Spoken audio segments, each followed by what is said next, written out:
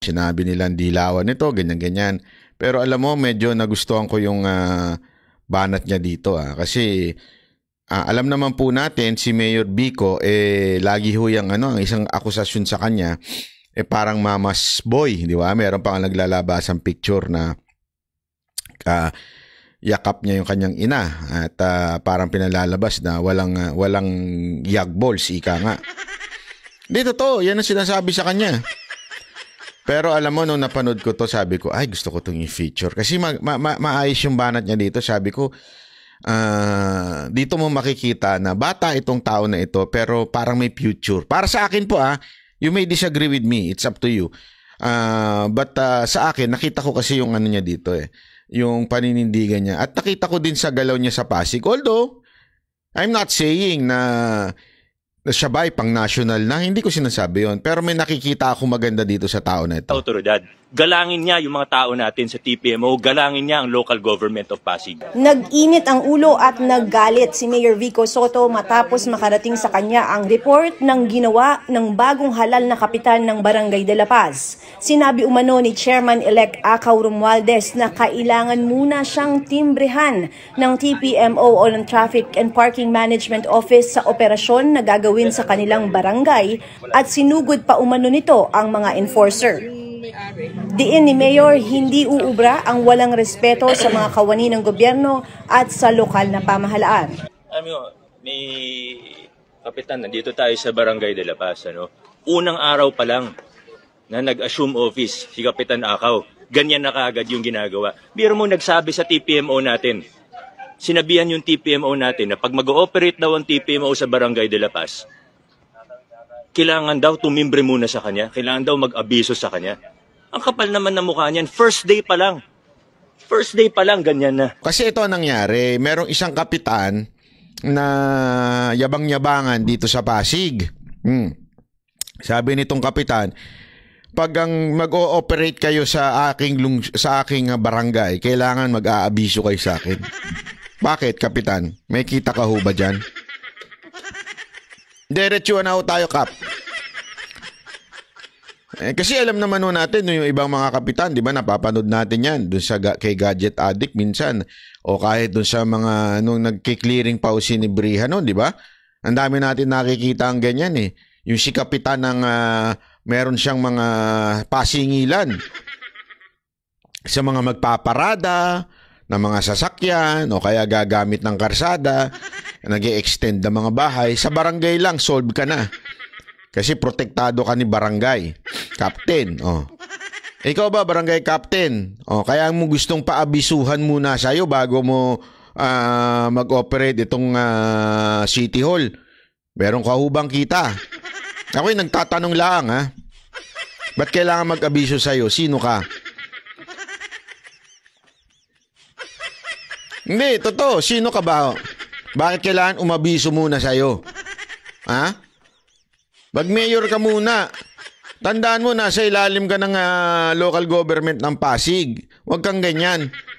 Hindi porket ikaw ay opposition kay Vico Sotto. Hindi, kasi tama naman si Vico Sotto dito Doon lang sa tama. Ayusin nyo lang. Ang ganda nga na sinabi niya dito Ano pa kaya pag tumagal-tagal to? Napakabastos. Binabastos yung mga tao natin. Ako, mga tao natin, basta tama ang huli, sagot ko sila. Yun. Ganda nun. Yan ang mga kailangang leader natin, di ba? Hindi hindi ko kilala ito si Vico Sotto. Binanata ko pa nga ito nun Pero tama yung sinabi niya Di ba? Tama talaga yung sinabi niya. Basta tama ang gawin nyo, akong bahala sa inyo. Sagot ko kayo. Banggayan nyo yung si barangay. Babantayan natin ito. iNews Pasig, sana may update ka ho dito. Pasensya na, ginamit ko video mo para mag-react. Hindi, sana ho.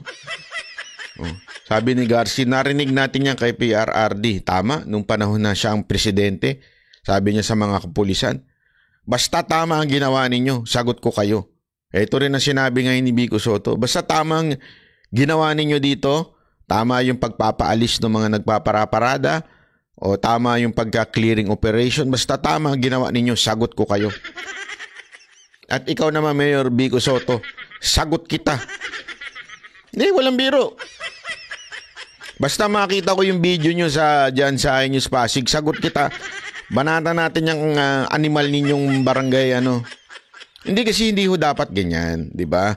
Kasi, tanungin ko kayo, pagka nakita natin isang lungsod, may traffic, sino ba sisisihin natin? Yung barangay captain?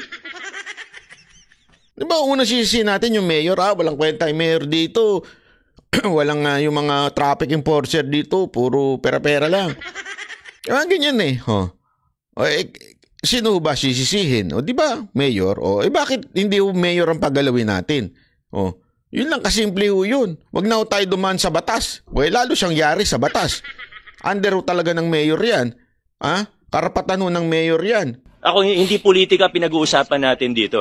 Kung panalo siya, panalo, walang problema. Pero matuto siyang lumispeto. Gumalang siya sa otoridad. Galangin niya yung mga tao natin sa TPMO. Galangin niya ang local government of Pasig. Wala na nga, pinayagan na nga. Sinabi, sige, gusto mo talaga mag-assume office na ngayon. Pinayagan naman siya, hindi naman siya harangan eh. Nakiusap kami, baka pwede, sabay-sabay na lahat. Sa 20, sabay-sabay na. Di ba yun ang pakiusap sa lahat? Lahat, 29 barangays, pumayag. Okay, sige. Siya lang talaga ayaw. May sarili palang mundo yung barangay captain na yan. Lahat na pumayag, nasa 20 na. Siya gusto niya na kagad. Agad-agad. Panalo na ako eh. Diyan pala, makikita mo na kagad kung anong ugali ni barangay captain. Di ba? Obvious na obvious. Parang, ika nga eh, talagang, ganun sa kapangyarihan. O di okay lang, karapatan niya yun. Nasa loob siya ng batas. Pero pagdating sa paggalang sa mga enforcers natin, sa mga otoridad, uniform personnel natin, na kinikilala ng batas na may otoridad na manghuli at mag-enforce ng batas trapiko, sumunod tayo. Sumunod tayo. Walang kapitan-kapitan. Tanungin niyo kahit sinong enforcers natin. Ilan ang enforcers natin? Ilan hundred? 600? More than 600 traffic enforcers sa buong Pasig. Magtanong po kayo, kung tumawag kahit isang beses ang mayor para makiusap na wag hulihin si ganito, pakawalan si ganito, kahit isang beses. Tanongin nyo, isa-isahin nyo yung 600 plus enforcers natin. Kahit isang beses, wala akong tinawagan para pagbigyan ng isang tao. Malupit yun Hailey versus salamat po. Hindi, alam mo, malaking bagay yun.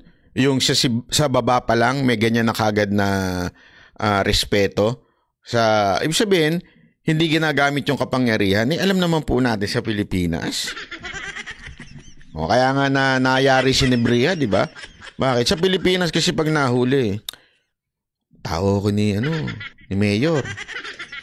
Magaling pa nga yan yung mga nahuli, alam pa nila kung kanino yung boss nila eh.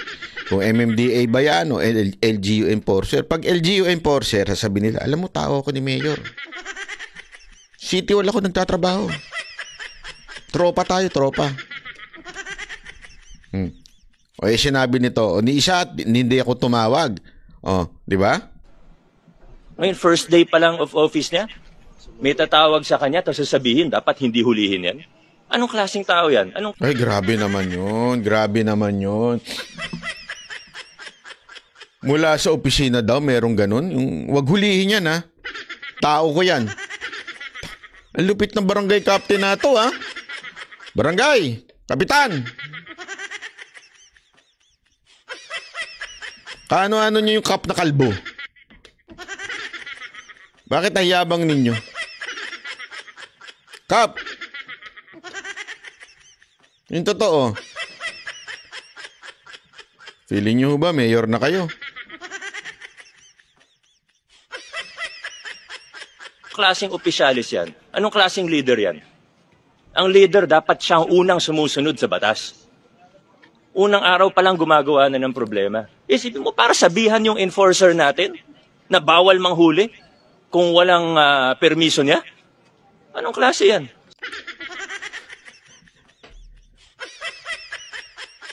Ibang level to si Kapitan, Ibang level si Kapitan.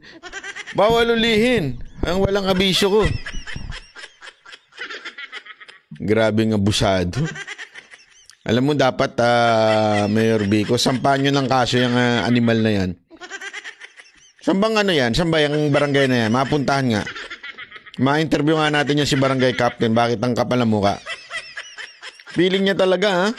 Feeling niya talaga na ano, yun ang sinasabi ni Mayor Vico dito, ha? Hindi ho tayo nagsabi. Si Mayor Vico nagsabi. Kapitan Barbel ba ito?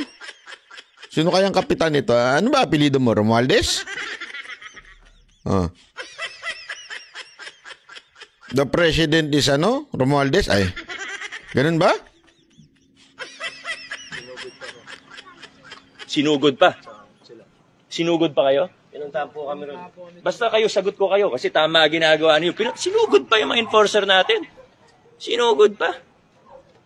Ako marami akong naririnig, marami akong nababalitaan. Kahit campaign period, wala kayong narinig galing sa akin. Wala kayong narinig. Hindi ko siya siniraan. Wala akong sinabi. Dun sa mga nababalitaan ko, dun sa naririnig ko, mga abuse of authority. Mga botante galing sa Rizal. Kasi wala naman akong ebidensya.